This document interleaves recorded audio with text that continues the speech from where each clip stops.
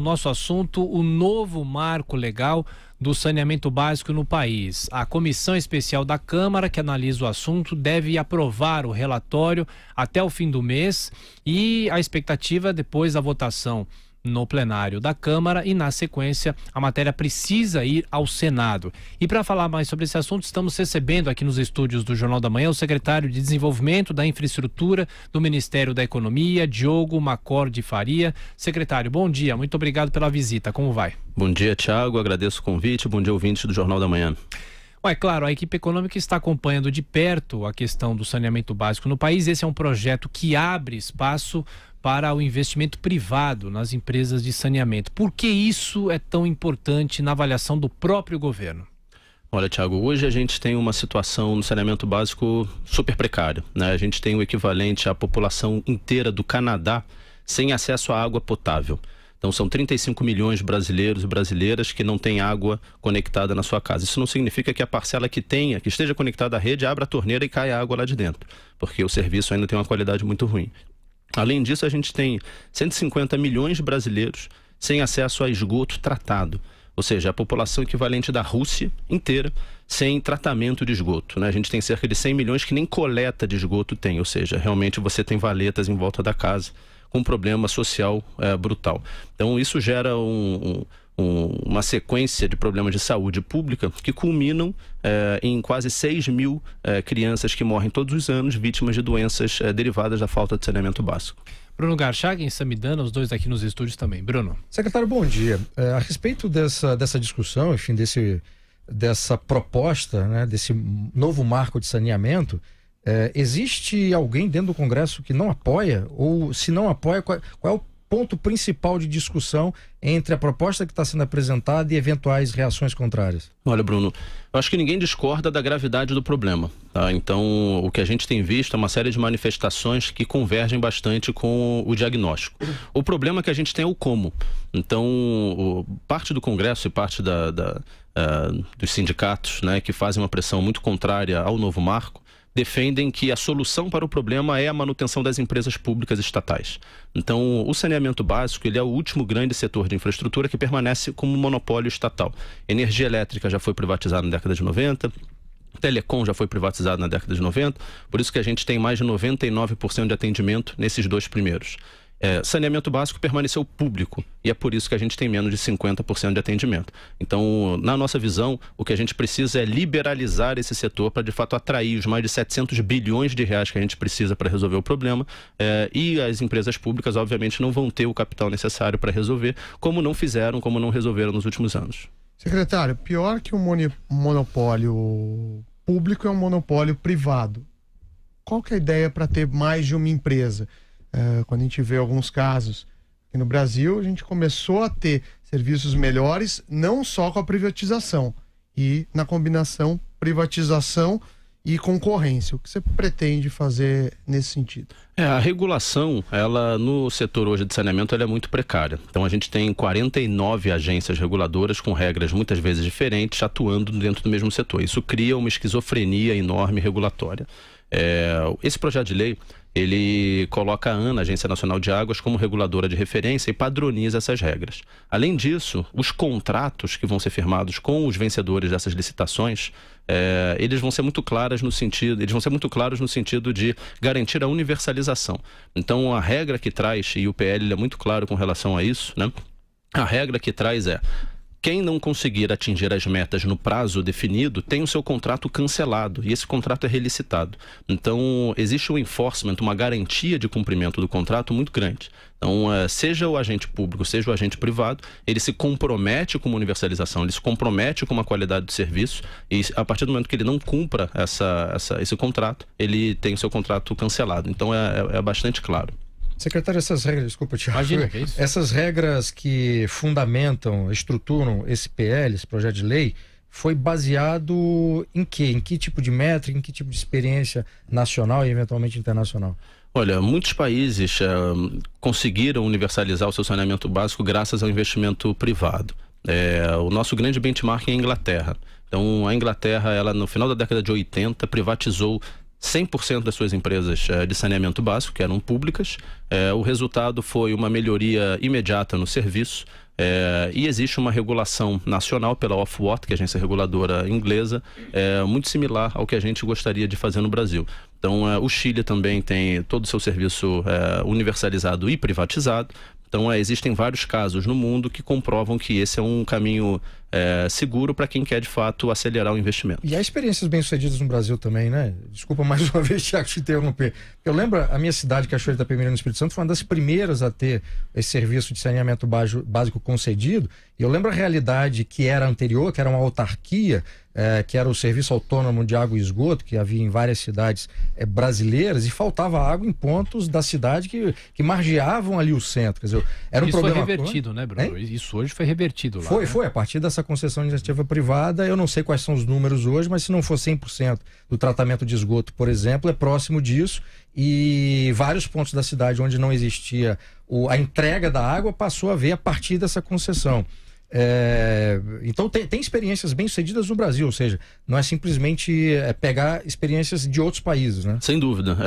Basta dizer, Bruno, que as empresas privadas no Brasil, elas atendem menos de 5% dos municípios, mas representam 20% do investimento. Então elas investem 4 vezes mais proporcionalmente do que as empresas públicas, tá? Se a gente pega casos como o município de Uruguaiana, no Rio Grande do Sul, depois que o serviço foi privatizado, ele passou de menos de 10% para quase 100% do atendimento.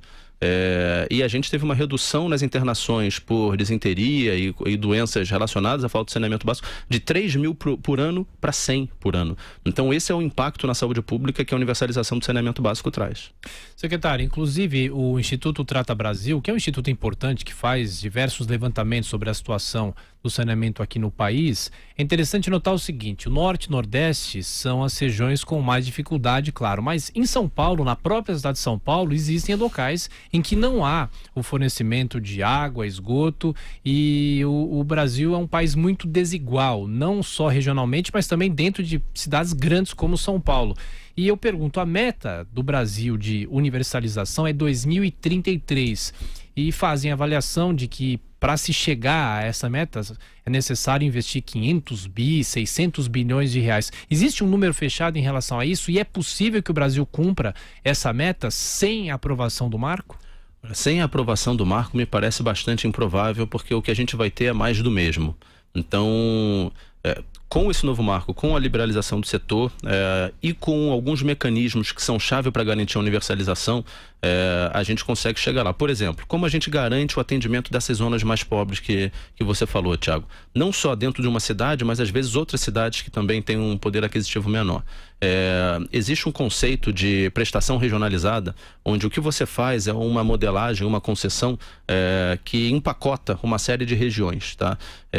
E aí a licitação ela pergunta o seguinte: quem cobra menos para universalizar esse serviço? Ou seja, a gente já parte da premissa de universalização, todos serão atendidos, tá? E com base nisso a gente consegue garantir o atendimento de todos. Então, e aí, como eu até comentei há pouco pro Sami, o que a gente falou foi, o que a gente criou dentro do conceito foi, quem não conseguir cumprir essas metas acaba tendo seu contrato rompido no meio do caminho. Então, existe uma amarra onde eu garanto o atendimento de todos dentro do contrato e aquele que não cumprir está fora do jogo. Pelo menos quando a gente olha alguns casos, que me preocupa nesse ponto, secretário, que se não cumprir tem o contrato, é que às vezes você vê, por exemplo, caso de transporte público que aconteceu em alguns estados, não cumpre, só que até você relicitar e andar, você tem um transtorno na população. E para algumas empresas, não estou falando desse caso específico, às vezes você dá um preço para ganhar, e até eu, como economista, vejo que os preços às vezes são inviáveis de tão baixo, e a população sofre. Como garantir que esse preço vai ser mantido e a empresa, caso não cumpra, não vai gerar um dano na população? Então, o que eu sugiro, e se quiser depois, eu sou economista, mas economia é uma coisa muito ampla, tem várias áreas. Às vezes o que me incomoda é que a gente não olha uma série de estudos e práticas no mundo inteiro. Assim, eu queria saber o que vocês estão vendo para achar o melhor modelo para o país em relação a concessões ou privatizações. Fora dessa iniciativa do PL 3261, que é o do saneamento básico, existe uma comissão especial hoje rodando na Câmara, para modernizar a Lei 8987 e a 11079, que é a Lei das Concessões e das PPPs. Então, essa iniciativa está sendo conduzida pelos deputados João Maia e Arnaldo Jardim, também a pedido do presidente Rodrigo Maia. O objetivo dessa comissão é justamente modernizar como funciona esse relacionamento entre governo e investidores. E essa sua pergunta, Samir, é fundamental, porque um dos pontos que está sendo colocado ali dentro é justamente como eu garanto esses contratos, esse enforcement imediato. Então, está sendo desenvolvido o que se chama de níveis de monitoramento, ou seja, como que eu garanto um monitoramento contínuo e ações imediatas para garantir que, de fato, aquele investidor, o investidor sério que venha comprometido com investimentos de longo prazo, tem o seu contrato garantido, tem a sua segurança jurídica, porém, aquele investidor que, como você disse, vem com um preço oportunístico, já com a expectativa de renegociar com o governo por algum outro relacionamento que ele possa achar que e às vezes alegando alguma brecha do contrato. Ele sempre tem uma justificativa por trás, mas o objetivo é justamente separar o joio do trigo, vendo o seguinte: eu tenho uma matriz de risco muito bem definida no contrato. A partir do momento que o risco que está sendo materializado de fato competia a você administrar, você não tem direito a um reequilíbrio. Agora, não, é um risco que não competia a você, é um risco que estava no contrato. Então, aí sim você enseja reequilíbrio.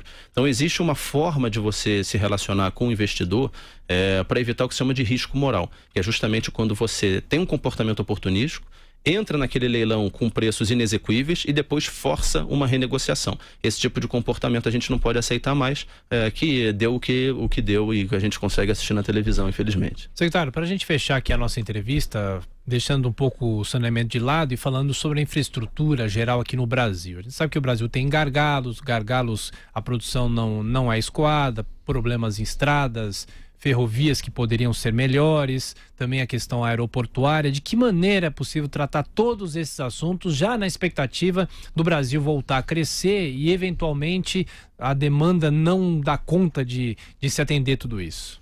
Olha, a gente deposita uma confiança enorme sempre no setor privado. Tá? Se a gente olha a nossa série histórica, Thiago, de investimento em infraestrutura em percentual do PIB, a gente vai ver que lá no início da década de 70, ela estava em alguma coisa em torno de 6,5%, 7% do PIB. Ela foi caindo, estagnou em 2%. De repente ela deu um dente, ela subiu e foi para uns 3,5% e voltou para 2% e ficou paralisada em 2%. O que aconteceu nesse dente? Justamente o programa de privatização ali entre 98 e 2002. Então, houve uma elevação estrutural na taxa de investimento quando a gente depositou mais esperanças no setor privado. Esse aumento ele foi casado inclusive com a menor taxa de investimento público da série histórica até aquele momento. Então, de fato, aquele investimento veio do setor privado. O que aconteceu depois? O governo começou a recomprar aquelas empresas que tinham sido privatizadas na década de 90, só que de maneira oculta, pelas empresas estatais, pelos fundos de pensão que respondem a essas empresas estatais. O que a gente fez foi um efeito que se chama de crowding out. A gente espantou, a gente expulsou esses investidores. E agora a gente tem um navio que está naufragando. A gente precisa retomar a confiança do investidor, mostrar que realmente o marco regulatório, o marco legal é convidativo para o investidor sério, para o investidor não especulador, para aquele que vem para o Brasil com uma visão de longo prazo, e com isso a gente garante a retomada da taxa de investimento. A gente tem hoje um custo logístico, como você falou, Thiago, muito alto, cerca de 60% superior ao custo logístico americano. Então a gente precisa de fato trazer racionalidade à alocação de recursos, escolher os projetos certos para que a gente possa avançar na nossa agenda de competitividade e produtividade. Thiago, deixa eu só fazer um comentário final, não é nenhuma pergunta, só um comentário para trazer um dos ganhadores do Prêmio Nobel de Economia de ontem, o Michael Kramer, que tem um estudo sobre a importância dos cuidados com saúde e remédios, né, em áreas mais pobres, que isso viabiliza a prosperidade. E um dos pontos que o senhor apontou na coisa do saneamento é justamente isso, né, a importância que tem no combate às doenças, de que forma isso tem um efeito direto positivo na vida da sociedade, porque é impossível você conseguir superar a sua condição ali de pobreza, estando no lugar em que o esgoto corre a céu aberto, junto com o problema da violência. Ou seja, a gente está sempre falando muito da violência, mas o saneamento básico às vezes é um assunto que só entra na pauta quando acontece algum episódio específico, né? Mas é uma coisa que impacta tanto quanto a violência, né, secretário? Sem dúvida, a qualidade de vida dessa região melhora muito. A gente tem um estudo da FGV que mostra que dos 500 bilhões do investimento no overnight, então a gente fala 500 bilhões para universalizar hoje, o que seria impossível da noite para o dia, ou 700 bi até 2033. Desses 500 bilhões, eles gerariam 1,5 trilhão de externalidades positivas imediatas. Saúde pública, valorização dos imóveis dessa população, ou seja, até o patrimônio deles passa a valer mais. Então a gente tem um ganha-ganha tão grande que é difícil conseguir identificar por que a gente demorou tantas décadas para resolver o problema de saneamento básico no Brasil. E a quantidade de crianças e adultos também que não precisarão eventualmente, se tiverem esse saneamento básico, ir para o SUS, né? Quer dizer, uma série de doenças que são impedidas, né, de acontecer, as pessoas serem acometidas por essas doenças, simplesmente por ter uma água, não ter o esgoto a céu aberto. Né? Você imagina, Bruno, 15 crianças por dia morrem vítimas de doenças decorrentes da falta de saneamento básico. 15 por dia. A gente está falando em 10 anos de uma guerra do Iraque. Então é muita coisa, a gente não pode aceitar mais que isso aconteça. Secretário de Desenvolvimento da Infraestrutura do Ministério da Economia, Diogo Macorde de Faria. Mais uma vez, secretário, obrigado pela visita aos estúdios do Jornal da Manhã. Até a próxima. Foi um prazer. Obrigado. Eu que agradeço.